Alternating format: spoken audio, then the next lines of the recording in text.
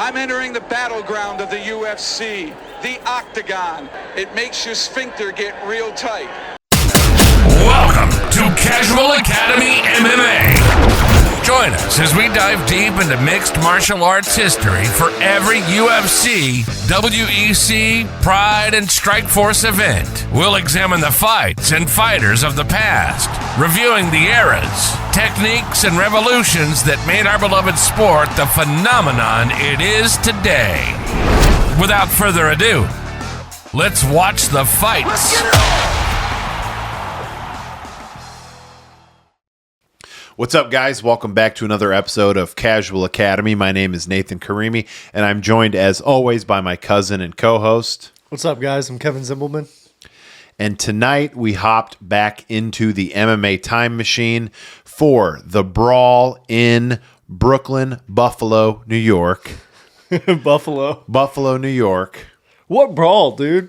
No brawl.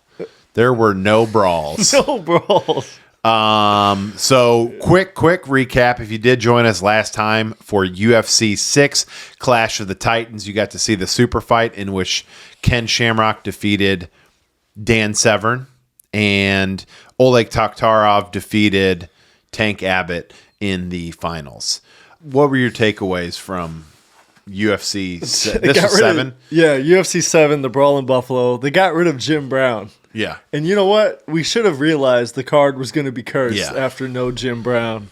I think Jim Brown saw the lineup and was like, fuck this. Yeah, honestly. You said that as soon as the lineup happened, you were like, there's no stars. Yeah. I guess real quick, obviously we switched our surroundings. Again. So we're still working on it. We're still kind of evolving the show from a lot of perspectives. We're trying to get it a little bit more natural so we can actually have a conversation between ourselves.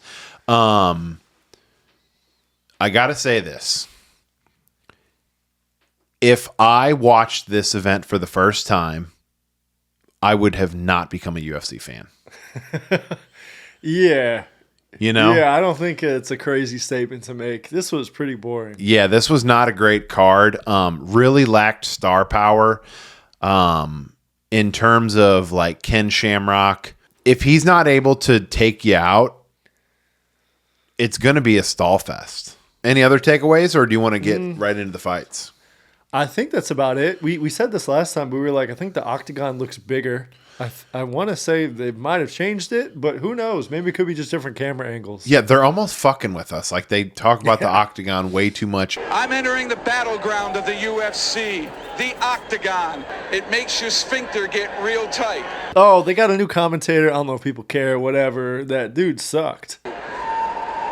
Perhaps as Oh, the commentator was terrible. Man. What was his name? I don't remember. He looked super Asian, and his name was like Mark Jackson. They call him the Dragon, Don Wilson. And Don, it's great to have you. It's great to be here, Bruce. You're right. It was Don something. Don something. Yeah. Yeah, but it's not Jim Brown. I think Jim Brown was turned off by Tank Abbott's presence at the last one and didn't want to renew his contract. You want to get into it? Yeah. Okay. God, this event was boring. It really was, man. And I had to take pretty detailed notes on the results because I was like, these are kind of forgettable. Yeah, that's fine. Let's just run through like some of the tail of tape. So what do we got for fight number 1? Fight number 1, we have Paul Varelans, trap fighting expert. We saw him in the last UFC where he would just like, me and Nathan have his joke where his trap is he catches people with an elbow because he would just hit elbows from crazy angles. Yeah. But he was going up against Jerry Harris, karate expert. Okay. Paul is 300 pounds, 25 years old, 6'8". Jerry is 6'8", 260 pounds, but he's 38 years old. Yeah. And looked every bit of it. 100%. And remember, like, Varelans got this, like, rear naked choke on Jerry with, like, one hand and was punching him in the head with the other. Oh, yeah. Yeah. And after that, he ended up doing 12-6 elbows to the back of Jerry's head. Yeah. Which is a horrible way to go out. Yeah, just a brutal fight. It's funny in a lot of ways. And this wasn't not exciting. Like, it kind of looked cool for a second. It was the best fight on the card, I think. Yeah. Outside of moments in other fights, but like This was the closest thing to going back to UFC 1. Yeah. Just a massive beast of an individual versus another massive beast of an individual. Paul, what's his name? Paul Varelans? Yeah, Valerians. Paul Varelans, like, he's a fighter, you know? Like, even despite the fact that he's a monster, Yeah. he comes to fight. He's violent. You can tell he really likes it. 25 years old, so we might be seeing more of He's him. 25. Yeah. Jesus, he looks like he's fucking 80. Yeah, just kind of a brutal beatdown. Not anything to like log into the history books, I would say. Right. Fight number 2, we have Mark Hall versus our boy Harold Howard. Yeah, We were hyped on Harold Howard. yeah. Mark, this is his first appearance in the octagon. He's 34 years old, 6 foot, 190 pounds. Harold Howard is 37. He looked younger without the mustache. Oh, he looked good. He looked fucking really good. 6'2", 240 pounds. We were really hyped for our boy. Yeah. But he wound up taking the L. Taking a bad one. Real quick side note. You know who I fucking put together who Harold Howard reminded me of? Who? Have you seen Dodgeball? Okay. You know when the dude that wants to be a pirate? Pirate. Steve the Pirate Scurvy. No, not ringing any bells.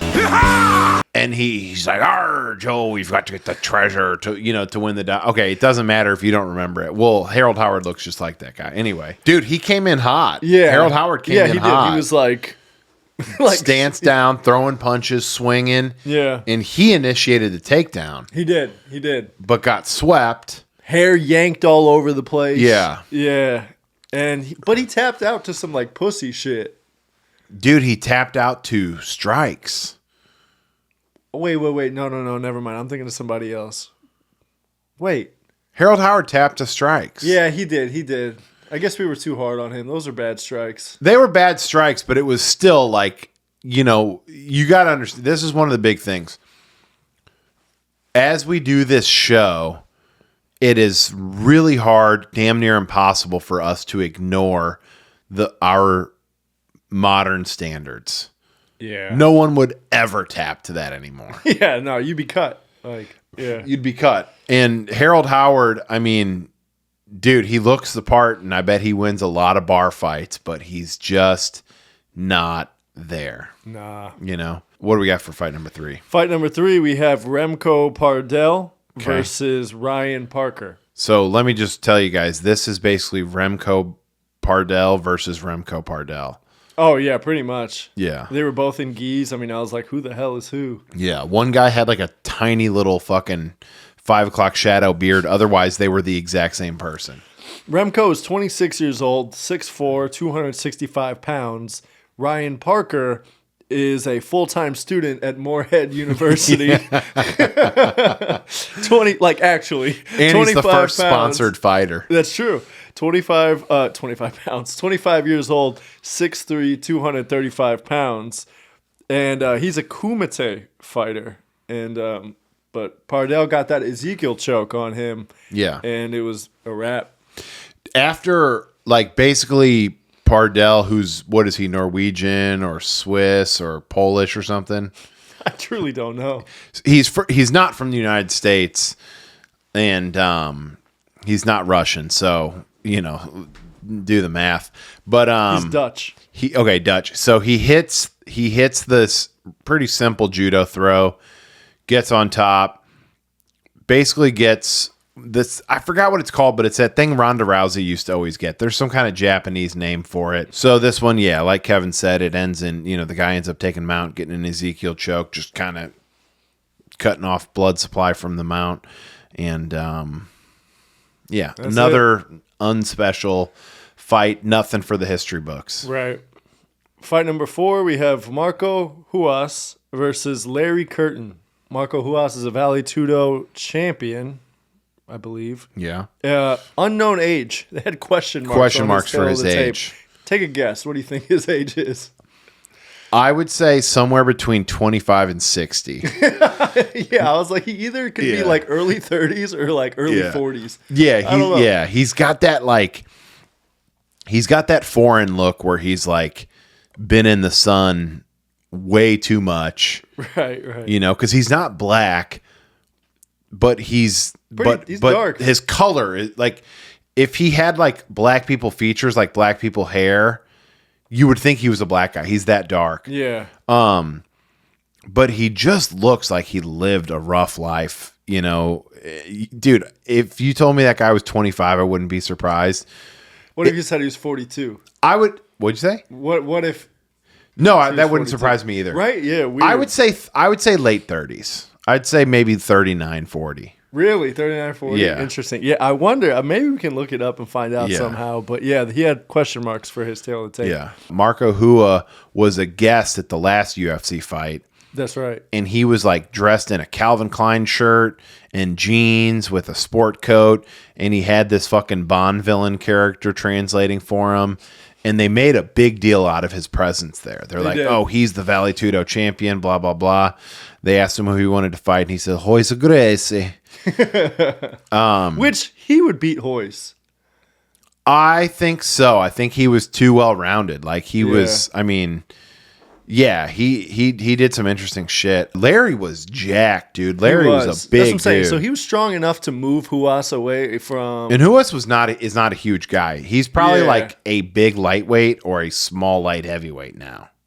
Yeah, I mean he's billed as 210. So. Yeah, but come on, he's 210. But like he didn't look 210. He didn't look 210. And then also you got to remember is that if these guys are weighing in at 210, like what would they be cutting to? He looked like To me, he looked like a big lightweight.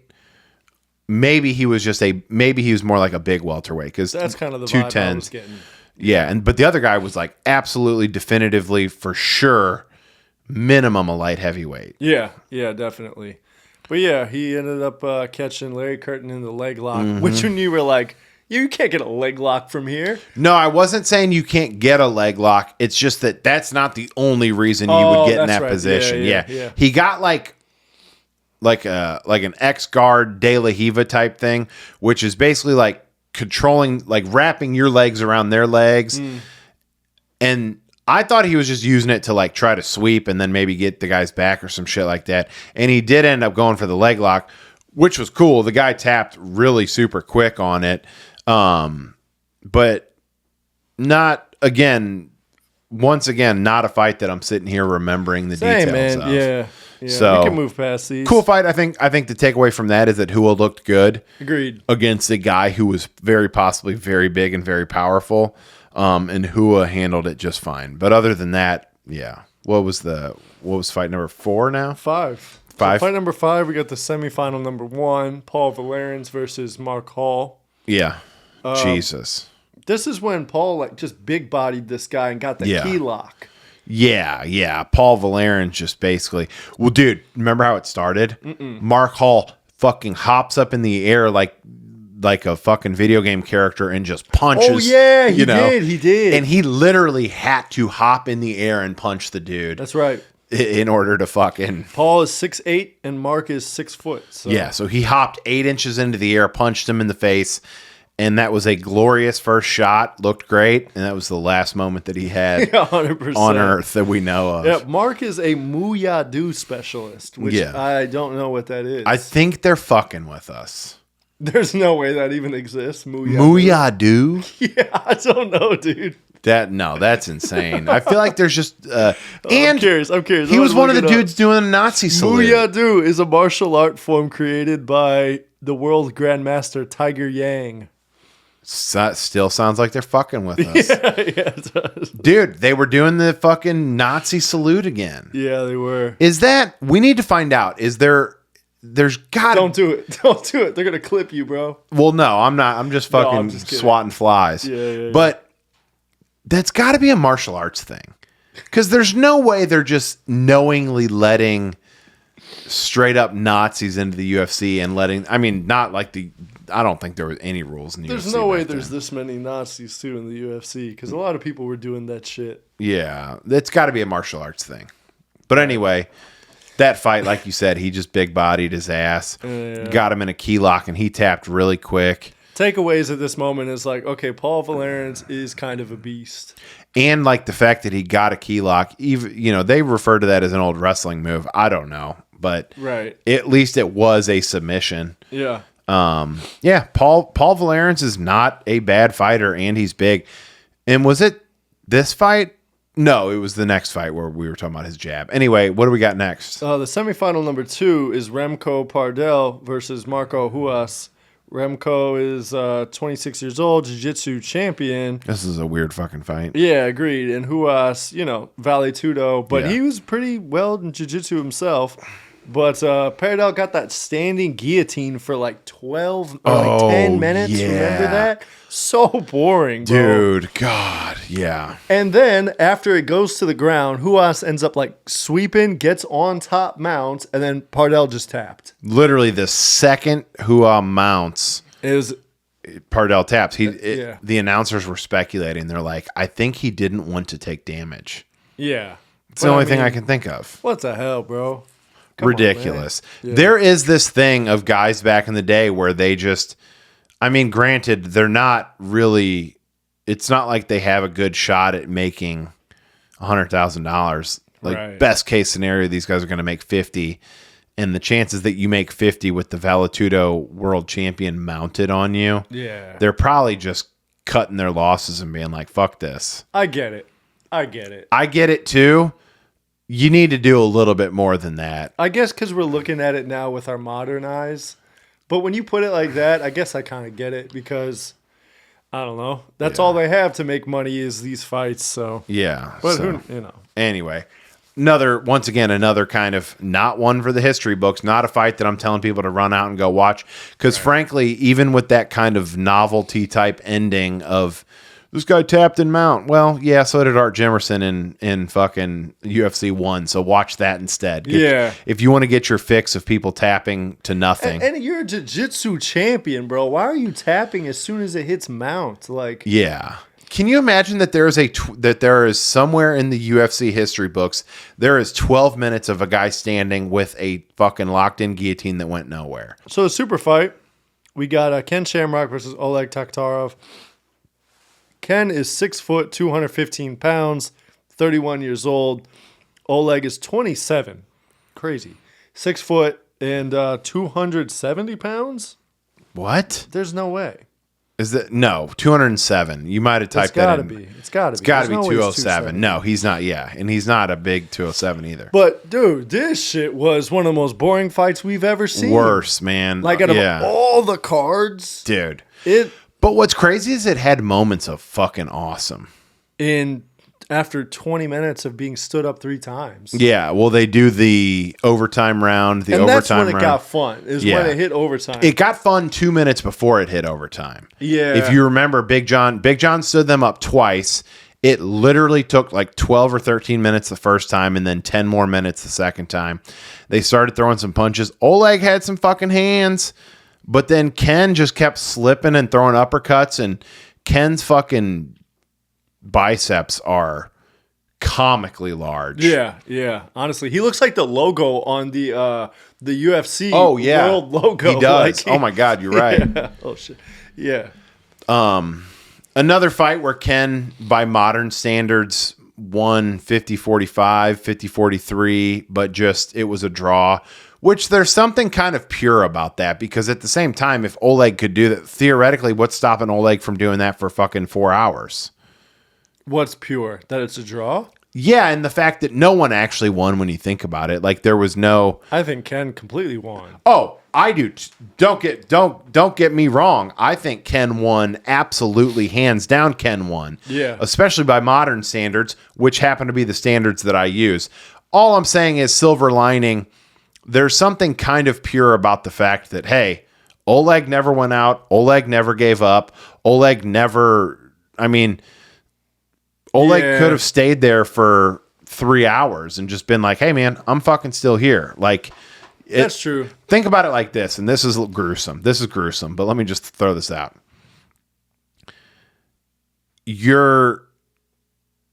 Someone's got to get through you to kill your family. No one got through Oleg. You know what I mean? Yeah, but I do think I know. When you say he didn't give up, I don't know. At some point, he like closed guard and just waited for a draw. Better than the last time where he fucking closed his eyes for 15 minutes. Yeah. But I mean, still, it's just kind of like, damn, man, Ken. I don't know. That's just weird. Ken won. Give that to a draw. I'm not arguing. I'm just trying to present another argument. Like, Ken won, but if we're just talking about this in terms of like, hey, this guy's going to enter your house and kill your family unless you stop him. But why? Why even? I don't know, because at a certain point, fighting is just irrational as it is. So you got to like apply some kind of. Trust me, Ken won. Ken is better everywhere. All I'm saying is it's not like he dominated Oleg to the point where Oleg was like helpless. At all times, Oleg was fine. Yeah. Oleg was never like hurt, really. Right. Yeah, Ken was better. And Ken fucking throwing punches was funny looking. Yeah, honestly. But Oleg the Exhausted continues. That's pretty funny. The final fight, the big final. Mm-hmm. And up until this point, all the finals that we saw have been kind of boring. Yeah, so finals we were have like, not been all right, great. all these fights have been boring. Something got to give in this final. And I can't tell if the rest of the card was bad, so maybe that this one was better. Or maybe it was just a good fight. Anyway, Paul Varelans, 6 foot, 300 pounds. 6'8", 300 That's right, pounds. 6'8", 300 pounds versus Marco Ruas, 6 foot, 210 pounds. And after the 538th leg kick? Yeah. Finally, Paul Varelans goes down. Yeah. Dude. But that was kind of fun. Yeah, that was a fun one. And it was, did that ever hit the ground? No, because Paul Varelans had two hands on the cage. Oh, yeah. We were saying this is probably the fight that they determined, okay, we got to stop letting people hold the cage. I mean, yeah, at one point you had Ruas trying to jump on his back for some rear naked choke or something, and couldn't do it. And then Paul Varelans was throwing elbows with one hand while holding the fence with the other. Yeah. While Ruas was just ducking behind his own back. Yeah. Which is hilarious. Yeah, dude, that was fucking hilarious. Yeah, you're right. And then all of a sudden, Ruas seemed to just turn it on. And when he fucking threw punches, he threw punches. He did. Yeah, he did. I think that there's a little potential for this guy to kind of be a star or to do something, because he's definitely good. Ruas? Yeah. I agree. I like him. Yeah. I think he's cool. I do too. But yeah, and it's funny because we were watching it, and this was probably still about 10 minutes into the fight, maybe 11 minutes into the fight. Mm-hmm. You were like, one of these leg kicks is going to drop him. And sure enough, 2 leg kicks later, he just fucking fell to the ground. And then Ruas just was dropping looking like Shogun Ruas, quite frankly. Oh, yeah. Was just dropping bombs through this little guard and just fucked him up. And Varelans did not protest. He agreed with the stoppage. And then they literally never raised his hand, never interviewed him. They just cut. We're thinking it's Fight Pass that's doing Maybe, that. yeah. There's no way they did it, because they present him with the check normally and all that. And the belt, They didn't show any of that. Yeah. Anyway, I like Ruas. I think he's cool. I want to see him do well moving forward. I do too. And I think he will, just naturally. Yeah. Probably the best showcase of stand-up that we've seen, technically. I still think Gerard Jourdaul's. I think he would smoke Gerard Jourdaul. I think he would too, but I'm just saying pure stand-up. I didn't see too many people throwing hooks followed by calf kicks. That still was one of the most impressive sequences to me, was in those early fights. Yeah. But that was this whole fight. I mean, that was the whole card, man. UFC 7, what is it? Brawl in Buffalo. Yeah. Whatever. Like Kevin said, not much of a brawl. Dude, let's reluctantly move into awards and all that shit. That's what I'm like, yo, how do we even? Yeah. KO of the night, it would have to be 12-6 to the back of the head. Oh, yeah. First fight. That was Paul Varelans versus Jerry Harris. Which, dude, geriatric Harris. If you just close your eyes and picture who Jerry Harris is, that's Jerry Harris. That dude looks so much like a Jerry Harris. Yeah. I mean, that was really about the only knockout. I don't know, man. Maybe Marco Ruas' knockout of Big fucking Paul Varelans might. Leg kicks is kind of cool to give a. But that leg kicks isn't what ended the fight. Remember, he got on top and was pounding his fucking head. I'm gonna give that KO of the night. Okay. What do we got next? Submission of the night. The Ezekiel, maybe? Yeah, I'd say I'll go with the Ezekiel. Key lock? I mean... I'm going to go with the Ezekiel just because we have 3 options, which is that leg lock or whatever, the Ezekiel and that. I'm going to go with the Ezekiel just because it was kind of cool to see a guy in a gi choking out another guy in a gi. Yeah. What else we got? Yeah, I agree with that one. And then fight of the night.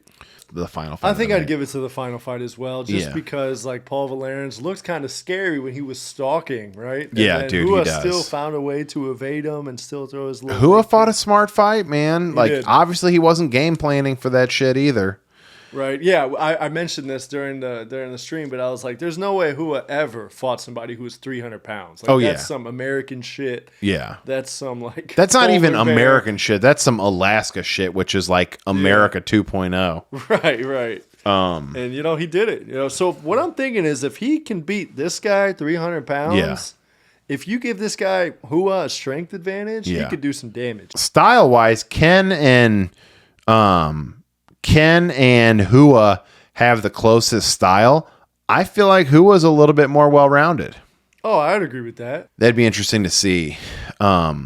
Any big takeaways, thoughts about where we are with the UFC or MMA right now at all? I like this Hua guy. I think he's a pretty cool technical balance of both styles, and I think if we see this already at UFC 7, it's pretty cool. I agree. Guys are going to have to start stepping up. He's the Vale Tudo champion, so we know Brazil is still relevant. It's not like, Royce is gone, Brazil's gone. This has kind of made me think about this a lot today. I think that last UFC event, the guillotine, we talked about G-City, it was a revolution. Wrestling, which was the previous revolution, all of a sudden kind of met its match. With this one, I feel like people maybe watched UFC 5, watched UFC 6, and was like, okay, I need to know how to stop a takedown, and I need to look out for the guillotine. And because of that, we got back to some really boring shit where it's like everyone's stopping each other's shit, but no one's really bringing anything new to the table. No one is so fucking cold-blooded at guillotines that they're getting everyone. No one is so cold-blooded at wrestling that they're getting everyone. There's just like everyone's kind of rising to meet this new average. But that's interesting that you say this is a plateau, and I'd be inclined to agree with you if that Hua guy didn't exist, because I feel like that's kind of shown as an evolution in some sense right there. I agree that that's an evolution, but he's it's one guy. One guy coming in and doing the evolution, and he won. Yeah. But is he, okay, let's put it this way. Is Hua so much better than Ken Shamrock, Dan Severn, and Royce Gracie? No. Whereas in UFC 1, Royce Gracie was that much better than everyone. True. We'll see, man. We'll see. Any other like takeaways from this? Hua's on my top 5. I think he's 5. I'll agree with you. If we put Taktarov at 4, I put Hua at 5. So who are the kind of, so right now we're in 1997. Who are kind of, if you can get to 10, get there, but if you can, I can't get to 10. Yeah, me neither. I think we do 5. Okay. Ken, Royce, Dan, Oleg, Hua. And maybe, in that order? Yeah, maybe. Well, I want to put Tank on there, but I can't because Oleg beat him. Yeah, and another thing is, man, to me, Oleg is kind of just hanging on by a slender thread because Oleg is literally just hanging on. Honestly. I would go Ken. I think Ken is number 1. I think he's earned that spot. I think, like you said, he beat Royce last time by our current standards. I'm going to go Hua number 2. Ooh. Just because he won this one, so he is the current champion. He faced he did not have an easy match. That first dude he fought, Carl Withers or whatever the fuck. Apollo Creed. I just like, I said a name and I was like, I know Carl Withers is a person. I just can't picture who that is. Rest in peace. Larry Curtin. was a big fucking athletic, strong dude who like had moves. Yeah. You know, I think Larry Curtin would have beat the fuck out of Harold Howard. Yeah. So I'm going to go Ken, Hua, Hoyce, Dan Severn, Oleg Taktarov. Okay. Based on like my, you know how like Because Hua looks good right now. Hua does look good right now, and I guess to copy and paste that argument concept is a lot of the reason why I would put like Cain Velasquez above Stipe Miocic. You know what I mean? Yeah. Just kind of guessing who would be better. I think Hua would be better than Hoyce. Yeah. Obviously, we'll see. We talked about that. Yeah, I think Hua would beat Hoyce too, but we'll see. Yeah. But that was UFC 7. Cool. The Brawl in Buffalo. So if you want to check us out on socials, we will be on all of them at Casual Academy. So check us out. We got a lot of exciting shit coming up on this show. Jump on with us early. We're excited to be sharing this with you guys. We're massive UFC fans, not just looking back at the history, but we love the sport now.